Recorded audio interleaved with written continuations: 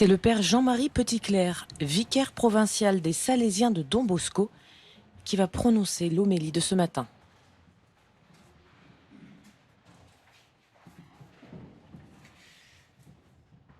Quelques jours après la rentrée scolaire, sur la cour de récréation d'un collège, Damien bouscule Léo. Le téléphone portable de l'adolescent tombe de sa poche et avec la violence du choc sur le sol, la vitre se fracture. On imagine aisément la colère de Léo, qui a bien du mal à se maîtriser. Les insultes se mettent à fuser et les deux garçons en viennent aux mains. L'objet du conflit, le téléphone cassé, est presque oublié, mais la portée des insultes génère un surcroît de violence. Arrive un camarade formé à la médiation.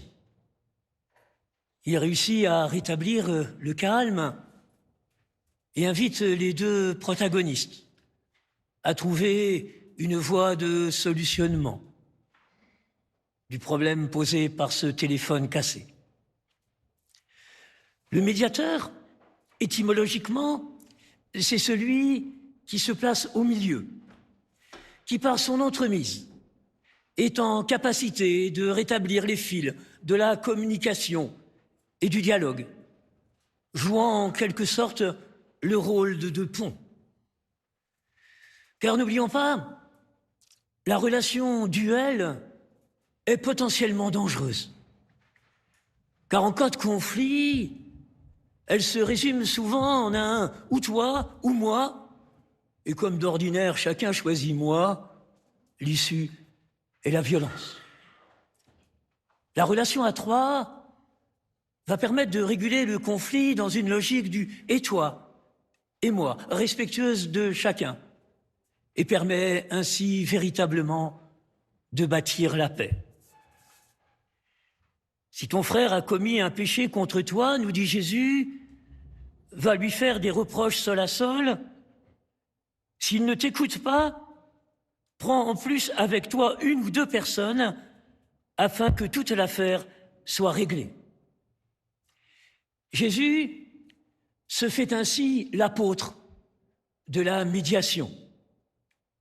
Il sait que la relation duel, en cas de difficulté, peut dysfonctionner, chacun campant dans son système de défense, alors que la relation trine va permettre le déblocage de la situation. Loin de se réduire à un ensemble d'outils et de techniques, la médiation, c'est d'abord un esprit. Tel est le cœur de cette bonne nouvelle que nous venons d'entendre. Combien notre société, menacée, comme nous l'avons vu au début de l'été, par cette fracture entre les jeunes issus de certains quartiers qualifiés de sensibles et les autres habitants, a besoin de médiation. Combien notre monde, qui connaît la reprise de la guerre, a besoin de médiation. Combien notre Église, marquée parfois par tant de conflits entre chrétiens, a besoin de médiation. Quand deux ou trois sont réunis en mon nom, nous dit Jésus, je suis au milieu d'eux. Voici donc que Jésus se positionne comme médiateur, en se plaçant au milieu.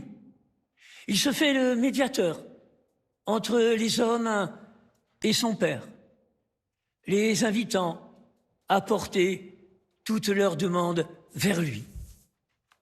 Et dans notre grande tradition catholique, Marie, qui est honorée ici sous le nom de Notre-Dame de Garaison, autrement dit de guérison, se fait la médiatrice entre les hommes et son Fils. La dernière parole qu'elle prononce dans l'Évangile, après on ne l'entendra plus, est celle qu'elle adresse aux serviteurs lors des noces de Cana. Faites tout ce qu'il vous dira. Et lorsque, voici tout juste 5 siècles, elle apparaît ici même, à cette jeune bergère de notre village anglaise de Sagazan, elle lui adresse ce message: priez notre Rédempteur et n'oubliez pas de remercier Dieu pour tous ses bienfaits. Comme le fera aussi 3 siècles plus tard Bernadette à Lourdes, la voici invitée à aller porter ce message à l'assemblée de l'Église. Dans l'extrait d'évangile que nous avons entendu, c'est cette assemblée qui constitue la référence ultime.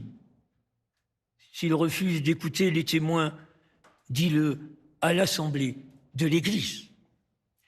Puisse cette Eucharistie que nous allons partager tous ensemble renforcer notre sentiment d'appartenance à l'Église.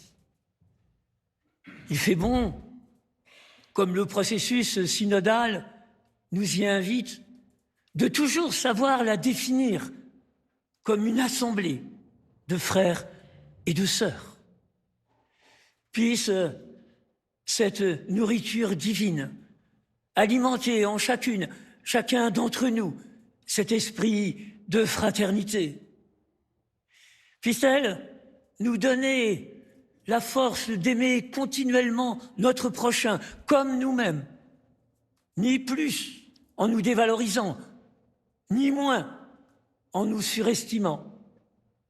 Et puisse-t-elle nous donner, comme nous y invite Jésus, même si cela peut paraître parfois difficile, le courage d'interpeller notre frère, notre sœur, s'il ou si elle s'égare. Amen.